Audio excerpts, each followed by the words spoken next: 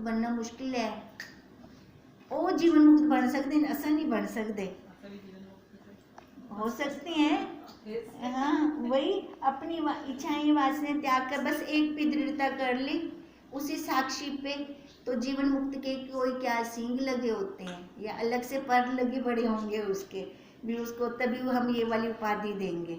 नहीं, हम भी हैं जीवन मुक्त, अभी के अभी जीवन मुक्त, पर उसके लिए दृढ़ता हो, अपने स्वरूप की दृढ़ता हो। है तो कठिन, क्योंकि झूठ में व्यवहार करके झूठ से निकल के आते हैं, उसका कहीं ना कहीं से कुछ ना कुछ छींटा पड़ ही जाता है, कहीं ना कहीं से कुछ ना कुछ आ जाता है। इतनी सतर्कता रखनी पड़ेगी हमें, इतना ध्यान रखना पड़ेगा कि बिल्ली दूध ना पीवने, डंडा 24 घंटे हाथ में होवे। तो उसके लिए हम ये क्लास अटेंड करते हैं, डंडा हमें यहाँ से मिल जाता है, पक्की दृढ़ता हमें करवाते ही है। ये 1 घंटे की क्लास हमें जुगाली करवाती है पूरा टाइम घर पर। अब तभी कहते हैं द्वैत कल्पना कुछ नहीं है, ऐसे जो पुरुष अपने स्वरूप में स्थित हैं वही जीवन मुक्त है। ऐसा जो ज्ञानवान है वह मन, इंद्रिय और शरीर की चेष्टा भी करता है, पर उसको कर्तव्य का लेप नहीं लगता। व्यवहार तो कर सो ना कि झूठ में जो पैदा ध्यान से लौंगी सजा तो भोगनी है और व्यवहार करना है, पर दृढ़ता हमारी अपने स्वरूप पे हो। हे राम, ज्ञानवान को ना कुछ त्यागने योग्य रहता है ना ग्रहण करने योग्य रहता है, जैसे आया वैसे व्यवहार कर दिया। ये भी नहीं है कि ये ऐसा नहीं करना, ये भी नहीं है कि ये मैं क्यों लूं, है ना, पर समझ से। आगे कोई श्राप रख दे तो वो थोड़ी लेंगे, समझ से, समझ के साथ चलेंगे। कहते हैं ज्ञानवान को ना कुछ त्यागने योग्य रहता है और ना ग्रहण करने योग्य, वह यह सब पदार्थों से निर्लिप्त रहता है, व्यवहार कर देगा सारा का सारा, चाहे अच्छा हो चाहे बुरा हो। उसका व्यवहार कैसे होगा? आसक्ति रहित, आसक्ति के बिना होगा उसका व्यवहार, आसक्ति में फंस के नहीं होगा उसका।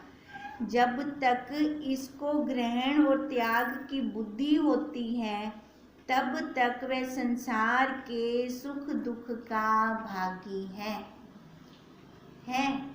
फिर वो जीव जो सुख दुख का भागी बनेगा, ग्रहण और त्याग वाली बुद्धि रहेगी, तो फिर जीव तरो वो पिटो मरो, या क्या है बोला होंदे विच।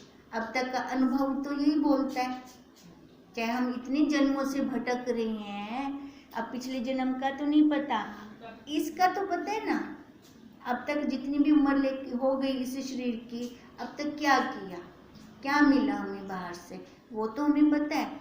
अब कहते हैं जिसके लिए त्यागने योग्य और ग्रहण करने योग्य कुछ नहीं रहता, फिर वो सुख दुख का भागी भी नहीं है। त्यागने योग्य और ग्रहण करने योग्य, अब इससे हम क्या समझते हैं?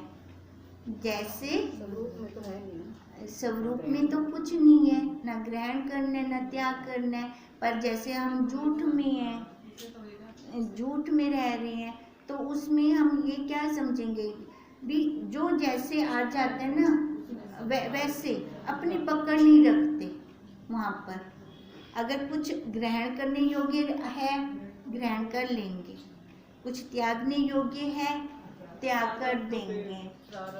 हाँ, प्रारब्ध पर दृढ़ता कर कर वहाँ पे हम पकड़ नहीं रखेंगे अपनी, कोई भी परमार्थ में भी पकड़ हो जाती है अपनी।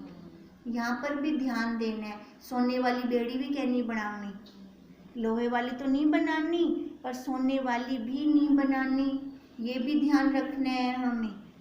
हे राम, जो कुछ जगत है वह एक अद्वैत व आत्म तत्व है। अब जितना भी जगत है ये क्या है? एक वो तत्व रूप से लो इसको। अब इस जगत के अंदर देखो में नाना प्रकार के आकार रूप दिखते हैं, तो बुद्धि में आए जो भी आकार है रूप, नाम की दृढ़ता ना रखें वहां पर, क्योंकि नाम की संबंध की दृढ़ता के साथ नाम जुड़ जाता है। संबंध बना लेते हैं हम अपने। आज तक हमने किया क्या? संबंध बनाए हैं ना। संबंध के साथ वो नाम रूपाकार जुड़ जाता है, वही दुख देता है, वो संबंध के साथ जो बना लेते हैं। तो इसलिए कहते हैं ये जगत है, इस जगत को कैसे देखना है? एक आत्म तत्व के अनुसार, एक आत्म तत्व है, सूक्ष्मता से देखो। ये पहले ये दृढ़ता अपने ऊपर करनी पड़ेगी, तभी बाहर होगी, इतनी जल्दी नहीं होगी। सामने कोई आकार आए तो उसके साथ संबंध का नाता ना निकल आए। ये दृढ़ता करने के बाद पहले अपनी दृढ़ता पक्की कर ले। अब अपनी दृढ़ता कैसे होगी? जब वैराग्य पक्का होगा। वैराग्य भी तो चाहिए ना। अगर आसक्ति फंसी रही विषयों के अंदर तो अपनी दृढ़ता ही नहीं। आसक्ति का तो है ही ये पुतला, इस पुतले को जलाना है। इसके अंदर ये तो विषय है, सारे विषय हैं, वासनाएं हैं, इच्छाएं हैं, है ये सारी मृग तृष्णा का जल। हाथ च कुछ के नहीं होंदा, आता बिल्कुल भी नहीं है हाथ में, पर भाग रहे हैं, भाग रहे हैं, भाग रहे हैं इनके पीछे। पहले यहाँ से वैराग्य हो, अब ये वाला वैराग्य फिर इधर वैराग्य देगा हमें। फिर वही बनेगी बात, मैं किसी की नहीं, मेरा कोई नहीं। जब ये बात पक्की हो जाएगी तो सामने जो मर्जी आ जाए संबंध जुड़ेगा नहीं उसके साथ। अंदर से उसी टाइम आवाज आ जाएगी कि रूप मेरा ही तो रूप है, मेरा ही तो रूप है। जैसे हम शीशे में प्रतिबिंब देखते हैं अपना, ऐसे ही हमें दिखेगा ये नाना रूप आकार जितने भी हैं। गुणों पे भी नहीं जाना, फिर गुणों पे भी नहीं जाना, फिर गुणातीत, तभी मेरा रूप दिखेगा। अगर सामने गुण दिख गए ना तो भी नहीं दिखेगा मेरा रूप। इतनी दृढ़ता, इतनी दृढ़ता हो। अब पीना है, ये खाना नहीं है, इसको, इस ज्ञान को पीना है। जो लिक्विड जाते हैं ना वो जल्दी अंदर पहुंचता है, सॉलिड को टाइम लगता है एक एक जगह पे पहुंचने में।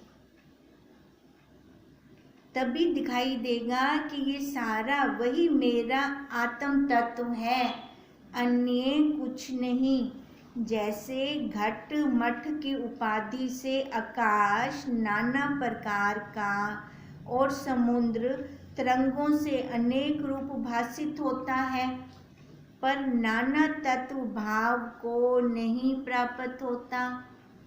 जितनी मर्जी लहरें उठ जाएं, जितनी मर्जी बुदबुदे बन जाएं, फेन बन जाए, पर वह है, रहता क्या है? वो जल, वही रहता है ना।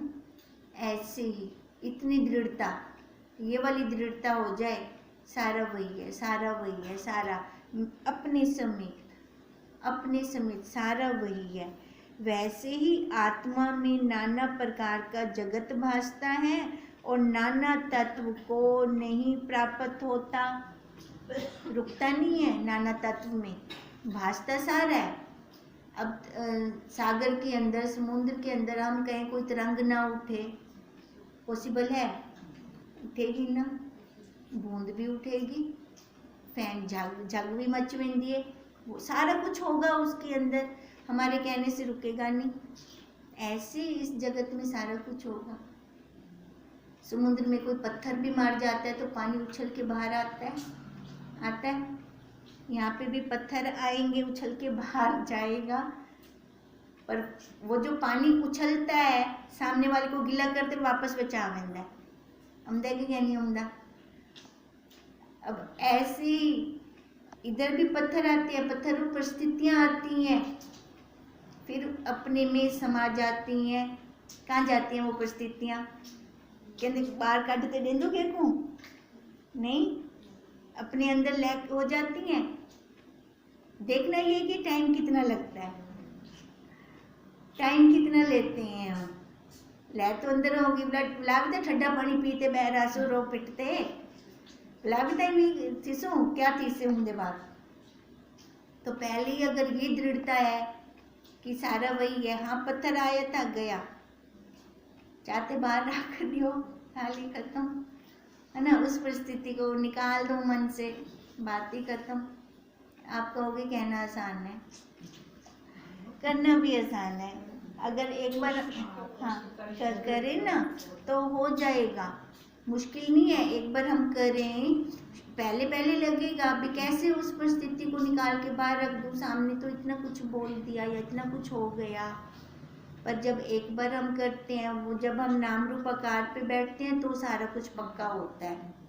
जब अपने आप का ही लय कर दिया, मैं वही सूक्ष्म हूँ, मेरा ये कर्मों का लेन देन चल रहा है, जब ये बात बुद्धि में आती है उसी टाइम रफू चक्कर हो जाती है, परिस्थिति टिकती नहीं है।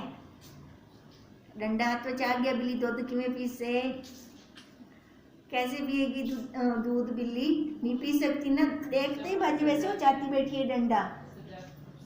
अब ऐसे अगर हम सजगता के साथ रहेंगे तो कोई परिस्थिति अंदर जा ही नहीं सकती, हलचल मचा ही नहीं सकती।